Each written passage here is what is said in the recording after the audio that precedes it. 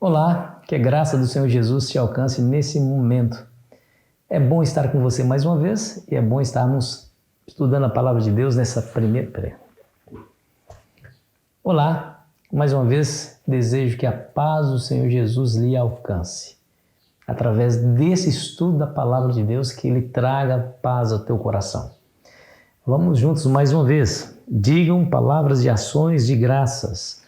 É o tema do nosso estudo de hoje. Obrigado por estar comigo e também por compartilhar esse vídeo com seus amigos. Continue compartilhando. Eu não canso de pedir porque é importante, porque você prega o evangelho assim como eu estou pregando também. Se você ainda não é inscrito ou inscrito no nosso canal, se junte à nossa família, porque a sua inscrição nos fortalece. E não se esqueça de deixar o seu gostei ou o seu não gostei no final do nosso vídeo, ok? Vamos ao verso para memorizar, que tem aqui uma exortação e um conselho muito prático para nós. Efésios capítulo 5, versículo 1 e 2. Sede, pois, imitadores de Deus como filhos amados, e andai em amor como também Cristo nos amou e se entregou a si mesmo por nós como oferta e sacrifício a Deus em aroma suave. Sede imitadores de Deus. Como ser imitadores de Deus? Em que sentido? O Senhor Jesus disse assim, sede, pois, perfeitos, como perfeito é vosso Pai que estás nos céus. Mas é horripilante pensar nisso, porque somos tão diferentes de Deus, né? Somos pecadores, às vezes o pecado nos domina. Como imitar a Deus? Em que sentido? Olha que interessante, né? Deus ama, nós devemos amar. Deus perdoa, devemos perdoar. Deus se aproxima, nós devemos se aproximar. Deus tolera, nós também devemos tolerar. E veja que o contexto aqui é exatamente esse.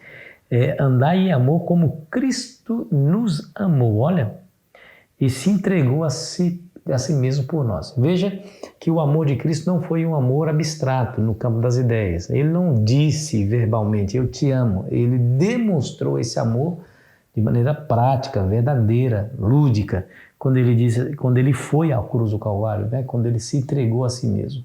E aqui 4 pontos que nós devemos considerar. O sacrifício de Cristo foi motivado tanto pelo amor de Deus como pelo próprio Cristo.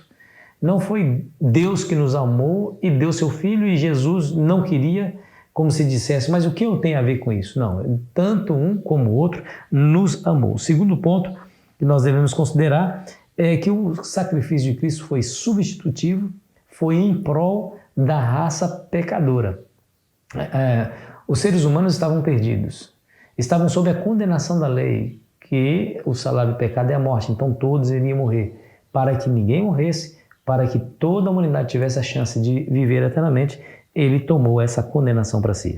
Terceiro ponto, à luz dos símbolos do serviço do santuário, a morte de Cristo foi um sacrifício aceito em aroma suave a Deus. Ou seja, aquilo que a lei requeria, que era a morte do pecador, Jesus morrendo no nosso lugar como nosso substituto, foi aceito plenamente, de maneira que um pecador arrependido, aceitando a Cristo, pode ter entrada no céu, né? E aí, esse aí na verdade, é o 4º ponto. O terceiro ponto seria que o sacrifício foi feito a Deus. E como foi feito a Deus, entra esse ponto que eu acabei de falar, que foi como aroma agradável a Deus, ok? No capítulo 5 aqui, o apóstolo Paulo, ele faz aqui uma forte exortação sobre as questões sexuais, né? Sobre as imoralidades. Veja o que diz aqui no versículo 3 e 4. Entre vocês não devem haver nem sequer menção de imoralidade sexual, como também de nenhuma espécie de impureza e de cobiça, pois essas coisas não são próprias para os santos. Não haja obscenidade, nem conversas tolas, nem gracejos imorais, que são inconvenientes, mas, ao invés disso, ações de graças. Eu li o texto aqui na Nova Versão Internacional de propósito, justamente para nos trazer aí a clareza do pensamento de Paulo em relação à imoralidade. No tempo dele, o mundo greco-romano era uma sociedade impura, uma sociedade que valorizava a imoralidade a ponto de que isso fosse algo normal, inclusive, né? O apóstolo Paulo faz algumas admoestações à igreja. Por exemplo, em 1 Coríntios capítulo 5, versículo 1 em diante, diz assim, geralmente se ouve que há entre vós imoralidade, e imoralidade tal como nem mesmo entre os gentios, isto é, haver quem se atreva a possuir a mulher de seu próprio pai. Olha que coisa interessante, o apóstolo Paulo ele gasta tempo, ele toma tempo para exortar a igreja, para se afastar desses costumes, dessas situações imorais que nós vemos comum no mundo. No capítulo 6 de 1 Coríntios, ele vai também repetir isso quando ele fala no verso 16, verso 15, 16 diz assim, ó: não sabeis que os vossos corpos são membros de Cristo, e eu, porventura, tomaria os membros de Cristo e os faria membros de meretriz? Absolutamente não.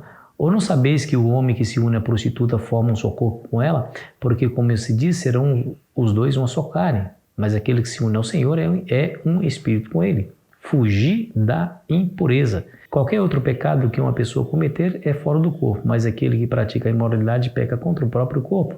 Você percebeu?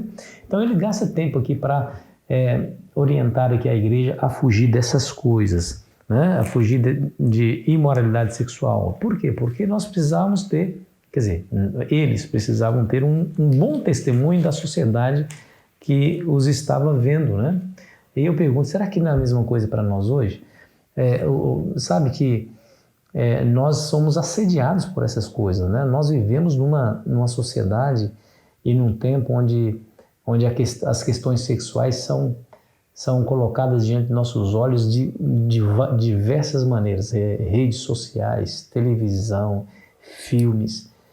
Nós somos assediados o tempo todo, e o apóstolo Paulo fala assim, olha, isso não convém a santos, ou seja, nós temos um Deus, nós temos uma fé e nós temos um céu, né? Um céu que nós iremos receber pela graça de Cristo. Mas convém cada um de nós vivermos de maneira a refletir os ideais desse céu, a refletir a moralidade de Cristo, né? Por isso ele está dizendo aqui, ó, deixa toda essa sorte de impurezas, né? Lendo aqui na nova versão internacional, entre vocês não deve haver nem sequer menção de imoralidade sexual, nem sequer menção. Eu fico pensando assim, daí as piadas sujas, né? Se não pode haver nem menção de imoralidade sexual, e isso diz respeito também àquilo que nós falamos sobre imoralidade sexual, né? Nenhuma espécie de impureza e cobiça, pois essas coisas não são próprias para os santos. Nem obscenidade, olha o que ele diz, nem conversação tola, nem gracejos imorais, porque essas coisas aí não pertencem ao mundo cristão, pertencem aí de fato à sociedade que cada vez mais se degrada, mas não para aqueles que acreditam em Cristo. Aqueles que acreditam em Cristo são chamados a viver uma vida de pureza. Mas em que sentido isso pode nos trazer benefício? Querido amigo, querida amiga, olhe para o seu redor, veja que aqueles que se entregam à dissolução sexual, eu pergunto, que felicidade eles alcançam? Né? Eles pedem o respeito da sociedade, certo? Eles pedem o respeito da sociedade. Se é casado, pede a família, muitos deles pedem. Aqueles que não pedem, pedem o respeito dos filhos. Né? Como que os filhos encaram um pai adúltero? Como que os filhos encaram uma mãe que abandona o lar por conta de situações imorais? Então, ao invés de felicidade, contentamento, satisfação, isso só traz prejuízos emocionais, físicos, morais e sociais. Então, quando Deus pede para que nós vivamos em uma situação de moralidade pura, Ele está nos preservando, está nos dizendo assim, eu quero que você seja feliz, mas eu quero que você seja feliz de fato, não essa felicidade passageira aí que o mundo te oferece, né? Que a felicidade que o mundo oferece é baseada em prazeres que passam rápido. Sacrifique o que você quiser, desde que você sinta prazer. Não. Saia dessa, corra dessa armadilha, desse laço que o diabo colocou, porque aqueles que estão caindo nessa armadilha se tornam prisioneiros e infelizes. E Deus não quer que você seja infeliz. Deus quer que você seja feliz nessa terra, que eu seja feliz. E que as pessoas, ao olharem para nós, possam ver ao reflexo de Cristo em nossa vida e sejam motivados a viverem como nós estamos vivendo. Entende? Vamos orar? Querido Pai, em nome de Cristo, nós queremos lhe pedir essa força, que o Teu Espírito nos ajude